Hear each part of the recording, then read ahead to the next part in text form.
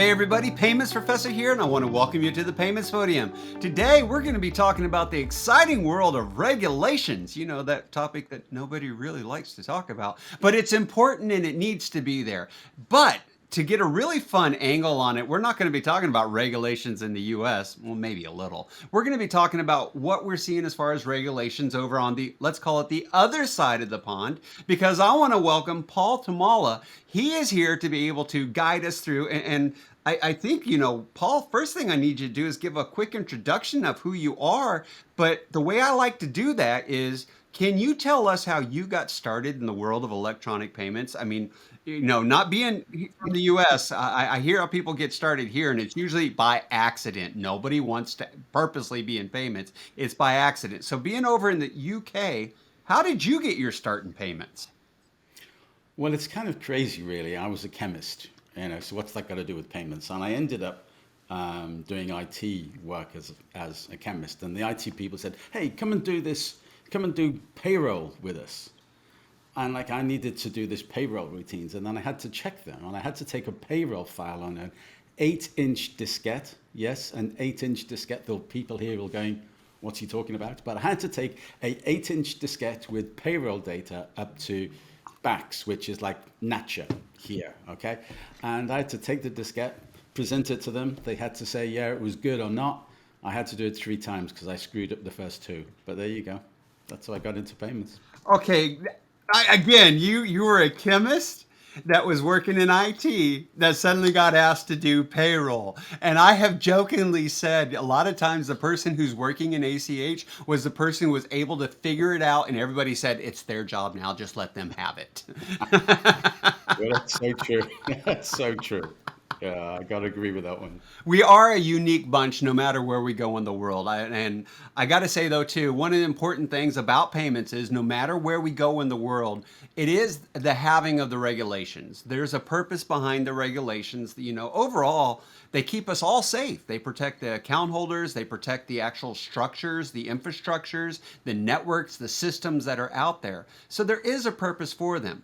Now, I know when it comes to like the architecture of what's happening in the world of electronic payments over here, what we're looking at is our governing bodies. What about the architecture over there? Because I know you've mentioned to me before new payments architecture. What in the world is that?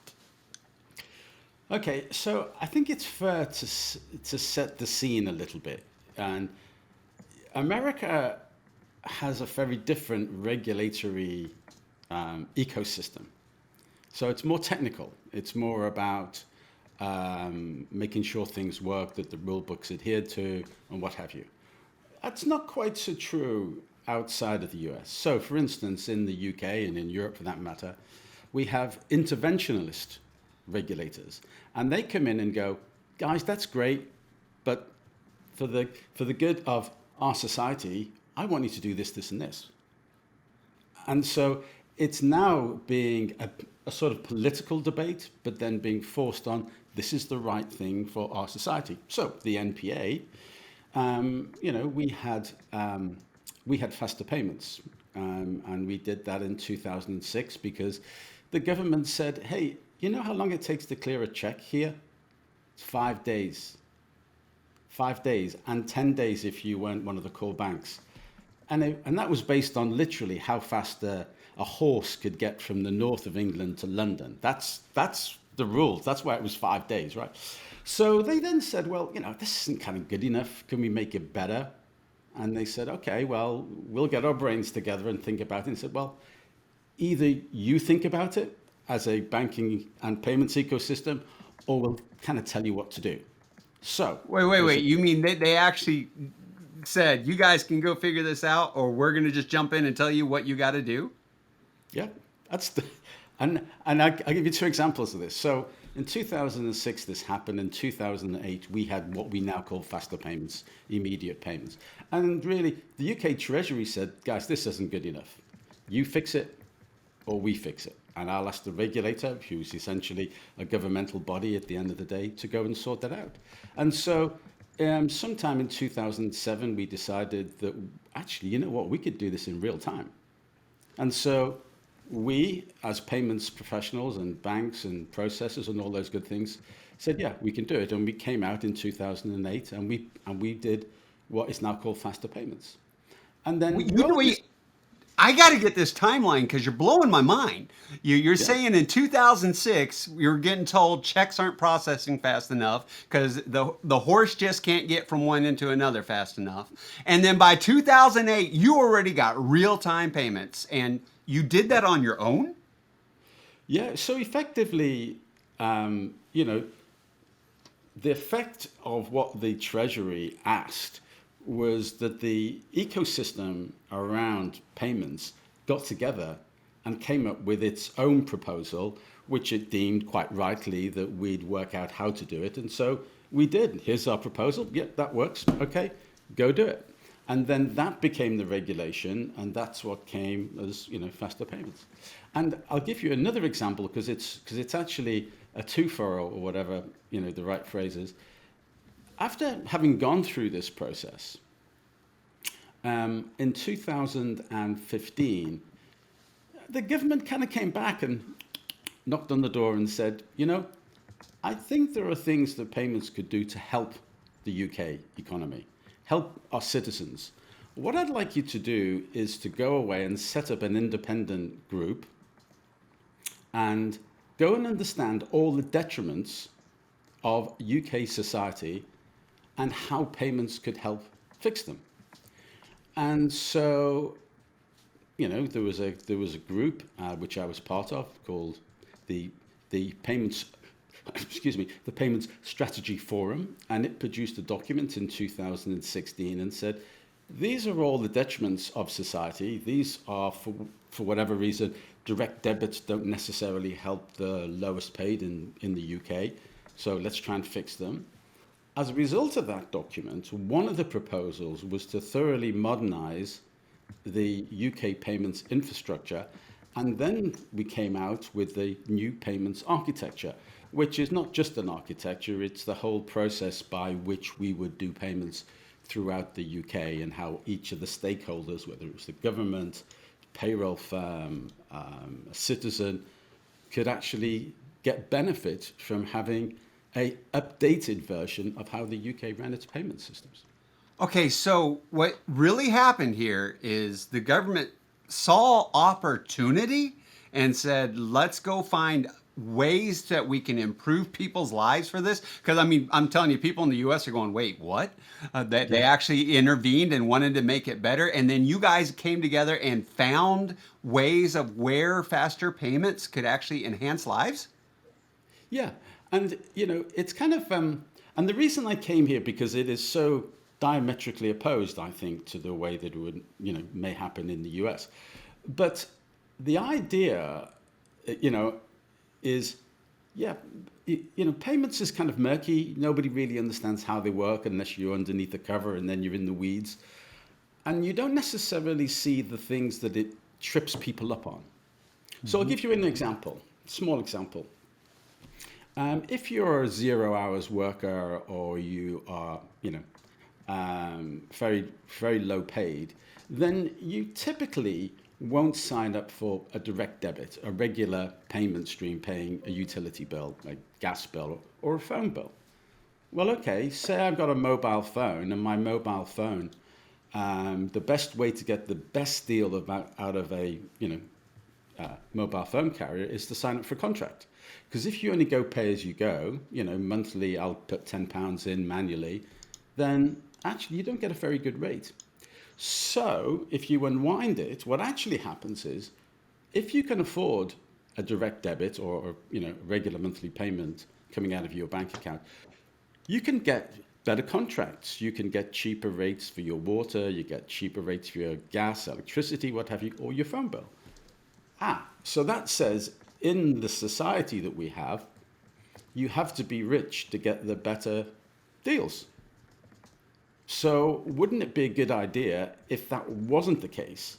Because most people who have enough money to be able to sign up to these direct debits do not think about the alternative use case. So one of the direct debits, one of the detriments is we shouldn't penalize the people that are lowly paid or have not got a definitive work stream to be able to get money coming in so that they can afford to get direct debits.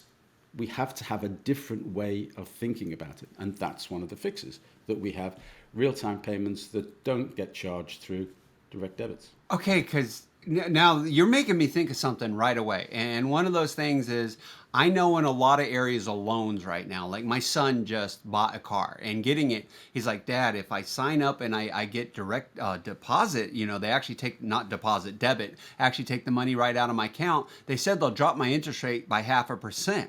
He's like, should I do that? And I'm like, yes, you should do that. Do you realize what that 0.5% equals in money? He's like, no. And and helped and educated him on it. He's like, yeah, but Dad, he waits tables. He's like, I'm not always sure I'm going to have the money in there. I was like, make sure you have the money in there. So is that the same type of situation It's that you're talking exactly the about? same. It's exactly the same. And the idea of the PSF was to write through what are these detriments. Now, clearly, some of them you can't just fix with payments, but they are aligned to payments. But the idea was then you would put forward a platform that said, hey, this is how we would like our society to move forward. And of course, the government more or less accepted that, not as fast as people would like, truth be known. But, this year we have NPA now in play, and it will be starting to address all of the detriments that was highlighted by this report. So you have this kind of like, if you don't, I will approach, but effectively you get to the right place. And of course, the government always wins in the end. So everyone knew if we didn't do it, then, they'd write it. And, let's be honest, how good would a government be at writing a rule book for payments? You, you Maybe know, not. I'm still though stuck on the 2 years of getting it done because like recently I did a podcast talking about the process here in the U.S. and it is actually a great process. I do believe that, but it takes forever because we get commentary from organizations, every financial institution, different points of view, and by the time we're done getting commentary, more than 2 years has passed. And then we say, well, here's what's going to happen, and it will happen in 2 more years. So it's a very slow, tedious process. You guys were able to do that, come back later, and then further identify ways that it would help improve things. And if I'm right, too, you eventually took your faster payments from just being in the UK to being other countries as well, right? Yeah, so basically, and I go back to the fact that, we weren't super clever. We had loads of other issues. I'll go back to the 5-day clearing thing, right? In case you misconstrue. But effectively, the model of what faster payments is the same model that's deployed everywhere around the world, slightly more modernized, but it's effectively the same. And so whether it's, India, whether it's TCH over in the US, it's effectively the same model. It's a very simple payment rail. You press the button, it's committed, it's done, thanks very much. Which of course isn't the way that the rest of the payment rails work. So it's pretty much taken that model, and in nearly every country, I think it's 65% of all the countries in the world now either have a payments plan, a immediate payments plan in place, or within the next 2 years will. So, by volume of people, I think it's 80% of all the people in the world get access to an immediate payment plan. So, it's kind of a cool thing. But, if you switch gears on it a little bit, it's kind of the same in Europe. Whereas the regulator in Europe has a very much more interventionist road. It will be hands-on. It will say, that you can charge these fees. You will charge these fees. You can't charge more. And it will say things like, we will put in place faster payments or real-time payments throughout the whole of Europe, and that has to be completed in the next 18 months. That's kind of it. Okay, get on with it. Now, was the due diligence? Did they talk to people? Yes, but in the end of the day, they made the decision, they took it through Parliament, and they said, we think this is good for our society. Put it in play. And so you have a different approach of being interventionist in what the regulator and the government hopes are the best thing for society in that country, whether it's Europe or the UK case that I mentioned. And they have, these processes in Europe can take a lot longer. So if it makes you feel better, you know, the process of going through a regulatory body in Europe will be, hey, here's my notes, here's what I think, I'll put it out, and you can come back to me over the next year or so, 9 months, and tell me what you think of it. We'll then amend it. I will come back in 18 months' time and I will create a draft regulatory document like PSD2 and of course now PSD3. And then from that, we will then spend the next 6 months or so arguing about what should be in it. Then we take it to government, and then the government says, yeah, but can we just change this, but just change that bit? And eventually it gets through. But once that stage is through, there's then a timeline, typically 18 months to 2 years, that says, hey guys, that's it. You've had your words, you've had your arguments, you don't like it, I'm sorry, this is it, go. And so, in Europe, it can take 7 years to go from nothing to completion. But the direction is that of not exactly a political statement, but it's a statement based upon what is deemed as the right thing for Europe in that case, or UK in the case that I mentioned. And then you just get on with making the changes happen, which is not quite the way it works in the US, right? Yeah, well, and it's interesting. The way you just explained it made me realize that there's some similarities in that, except our government's not really that heavily involved. That's, for changing of federal regulations. And those listening that are going, well, what about Fed now? Yeah, it took a federal regulation for that to, actually happen. But if I look at, like, say, ACH is a self-governed network. And the way it will work, it would be a case of people go to the NACHA saying, this isn't working for us. NACHA then puts out requests for comments that the whole industry gets to reply back. And then they put out a proposal for, hey, here's a new rule. Any comments on this? So, you get a second chance. And then there's an actual voting process to determine if this is going to be a new rule or not. And then, very similar to you, we will have like the 18 months to 2 years. Wow. So I do see some of those similarities. And though our government just jumps in and just says, do this, and sometimes some of the rules come out of nowhere and don't make a lot of sense. But mentioning FedNow and it's coming, we're about to get our faster payments. You guys had your faster payments. You then got together and started making some changes. What were some of the regulatory changes that came about because of having faster payments? Some of the things, maybe we didn't expect this had to happen. I know one of our concerns is going to be the authorized push payment fraud, though we don't really call it that here, or the money mules taking over and the situations with that. So what were some of the other regulations that happened because of faster payments? I think some of the things are, they're all the same, right? You'll have heard of all the terms, and it's like, so, confirmation of payee, request to pay. Confirmation of payee, people think, oh, well, that's not such a big use case. But in terms, once that was put in place, the usage of immediate payments just went through the roof. Now, it's also true and it's like if you had to put in your routing code and your account code, or in our case, a sort code and account code. If you had to put those codes in, you have to remember them. I can tell you what mine are, but it's like 6 characters, 8 characters. Oh, what's the chances of me getting that wrong? That's fairly high, So if I say, payments professor, sort code, blah, blah, blah, and it comes back and says, that's not the payment professor. No, hold on, just hold on a second. That's naughty guy in bad country, then, or bad person. So it comes back and says, no, that's not right. Do you want to? And now people go, okay, I'm good. Now I feel, because one of the critical things here is, of course, once you press that button, it goes from being a issue of law to be a commercial law question.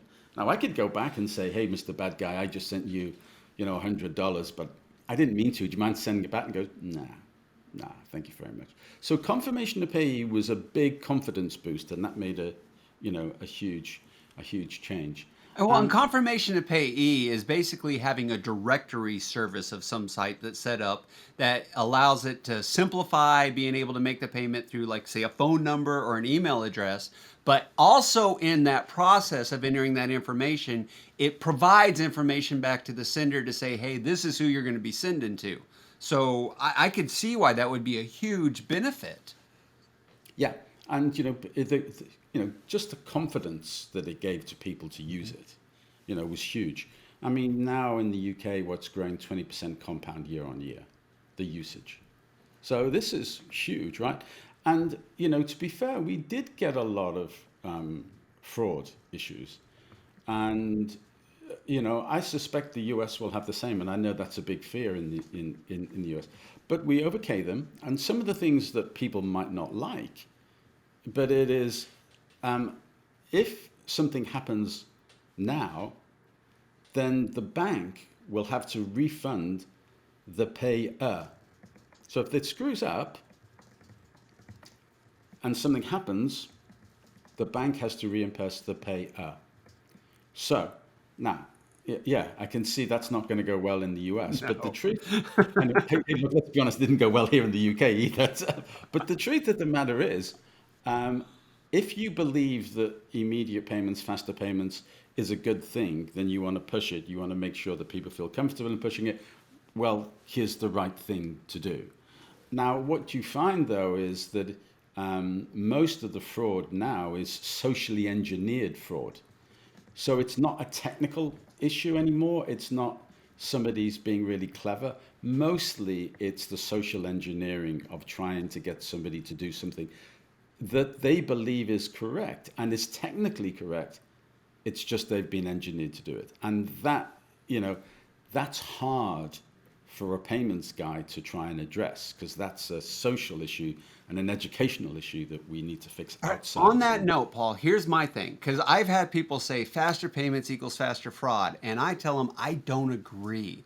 What I believe happens is there is social engineering. There is the duping, the tricking of the account holder into sending the money. And they are told or instructed or asked to do it using the faster payment system when available. But the reality is social engineering happens across other payment channels as well. It does. And I think it's actually very little to do with the underlying payment rail.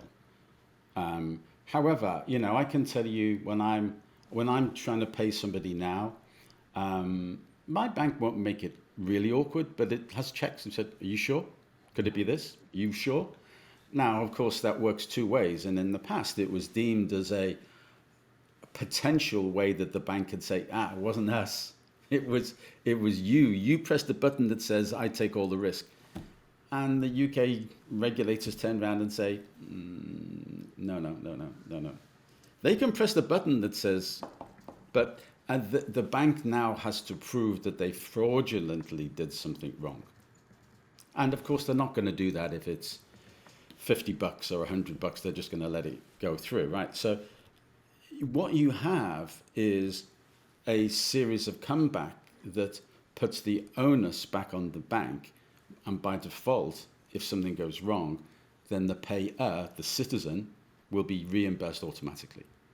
And the big idea behind it is this will get more people to adopt immediate payments. And that is a good thing for our society to try and do. Okay, well, as a control, I'm telling people here's the thing. I don't believe that necessarily you give it to everybody, or if you do give it to them, give them velocity limits, give them total limits too on what they can send. Referred to a lot of times as risk appetite. What are you willing to take as a potential loss with somebody? And that's what you give to them. Now, some people will argue back, well, that limits your use cases. But I also believe that while you build up your database of information so that you can have more fraud protections, that's the way to be able to go. And from what I'm hearing, if we were to do something like that in the US, we will still see growth over time. Yeah, I think that's right. I mean, if you're a citizen and the use case is around you as an individual, are you going to be buying a house with immediate payments? Yeah, probably not, right? I mean, it doesn't ring true. Yeah, if we want to do an RTGS or a wire, we know how to do it. Yes, it's going to cost us $100 or whatever that, it's going to cost us. But you're probably not going to do it with immediate payments. So the use cases tend to be, you know, a lot smaller. Now, if and therefore this whole idea of the pay being, recompensed is more reasonable than it may sound, you know, at first view. But if I'm a corporate, you know, I'm paying what, a couple of percent to be running around. If I'm doing a wire, I'm what, $35, something like that. Or I'm sending an immediate payment, which is, oh, to all intents and purposes free or neo free. Uh-huh. Okay, so I've just made myself $35 if I'm the corporate. Now, you could argue it separately, but I think there's a separate case that says, well, hold on, if I want to white glove this and I want to make sure that everything's right, then I can send it. But least we forget the mean of all the wires, all the RTGS payments around the world is about £5,000, dollars, euros. This is not a use case that really requires RTGS or even ACH. So it probably could and should be sent as an immediate payment. And there's also a pressure on the corporates to be doing the right thing by their suppliers. Right. I could send it to you in a couple of days' time, 3 days' time, or I could just do it now. So I think the use cases are very different, and if you split them between corporates, it's more about fees and immediacy, and if it's about individuals, it's citizens, it's probably a lower volume, a lower value, and yeah, it's not unreasonable to get that accepted in the community to have the payer be recompensed. It's not going to be a lot of money. I just want to make sure I heard right and that listeners heard right too. The reality then is that with faster payments, there are use cases that are consumer specific that are probably lower dollar, but there are use cases that are corporate specific that can be the higher dollar transactions, and can both are situations that can work effectively, even though they're totally different across the same faster system. Yeah, yeah. And in fact, the NPA is likely to have three different types of immediate payments. I know this sounds a little bit crazy, but the first one that comes out and is effectively out later this year is a replacement, and it's an ISO digital real-time payments. So the old one was based upon card protocols, right? So now this is completely modern digital stuff. So it'll be a replacement. It'll be like for like. The second one will look very much like same-day ACH, but the same fees will apply. So if I put the faster payment in, or the immediate payment in, I know that it will be paid during the day. And the same rules, I press the button, it's guaranteed. But it allows the processor, Pay.UK and VocalLink, or MasterCard VocalLink, to actually not get into peaks and troughs. So now if you think about it from a government point of view, and it's sending out all its benefit statements, it may be sending literally millions of these things. It says, hey, just send them out during the day, it's fine. Okay, so it feels a little bit more like same day ACH, but it's the same process. It's more about, making sure that there is not a bottleneck in the system. And the third one, which will come out, is effectively immediate payments. So this is not now 1-2 seconds. This is, I'm standing in a store and I press the button, it's done. Flick, it's done. And the idea behind this is effectively, why do I need to have a card inside of my Google phone or my Apple phone or even a card? Why can't I just send it over immediate payment rails? Well, okay, if I have the rail that is pre-checked, pre-authorized, and I'm going into, Walmarts or something, then they're going to be pre-authorized. Why didn't I just do that? Now that saves the merchant 2.5%, 3%. So there is use cases that we will bring that will say, that will look an awful lot like cards, but be committed at the point of interaction, as it's called, and it will be on the immediate rails, and there'll be lower fees. And you could imagine that people like Google and Apple will take out the card bit and put in the immediate payment rails, and okay, here you go, done. And nobody else will know. But the merchant will save 2-3%. All right, we started off on regulatory. We're running out of time now because here we are, we're jumping around to getting into where massive use cases, I just got to say, and card replacement. There's some people are probably out there going, let him keep talking, but I got to cut us off for today. Paul, this has been a great conversation. Thank you so much for coming on and sharing this information.